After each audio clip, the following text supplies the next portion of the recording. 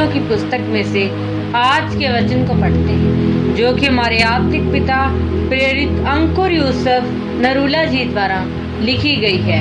29 जुलाई 2021। हर हालात में प्रशंसा करें। जिन दिनों में न्यायी लोग न्याय करते थे, उन दिनों में देश में अकाल पड़ा।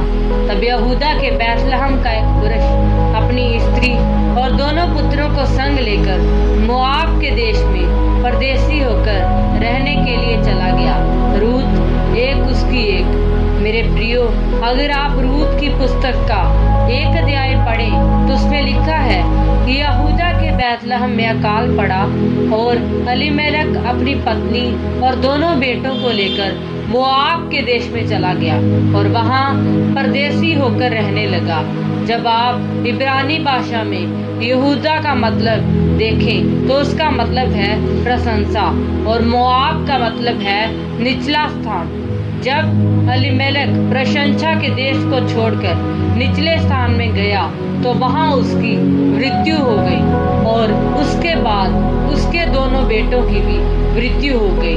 एक बात हमेशा याद रखें, प्रशंसा आपका परमाणु बम है। जब कभी भी आप यहूदा यानी प्रशंसा वाले स्थान को छोड़कर मोआब यानी निचले स्थान में जाते हैं तो शैतान आपके ऊपर हमला करता है।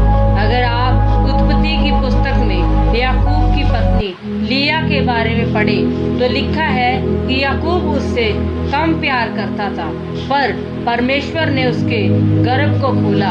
जब उसकी कोख से चौथा बेटा यहूदा पैदा हुआ तो परमेश्वर ने उसकी कोख को बंद कर दिया। जरा सोचो ऐसा क्यों हुआ?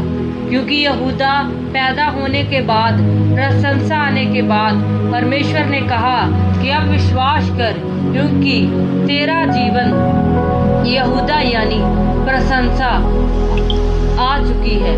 उसी तरह जब आप अपने जीवन में परमेश्वर की प्रशंसा करनी शुरू करते हैं तो फिर आपको किसी भी चीज की जरूरत नहीं होती। याद रखें, जहाँ जहाँ मसीही लोगों के जीवन में प्रशंसा आती है वहाँ वहाँ आजादी और छुटकारा आता है। मेरे प्रियो, प्रशंसा आपका परमाणु बम है।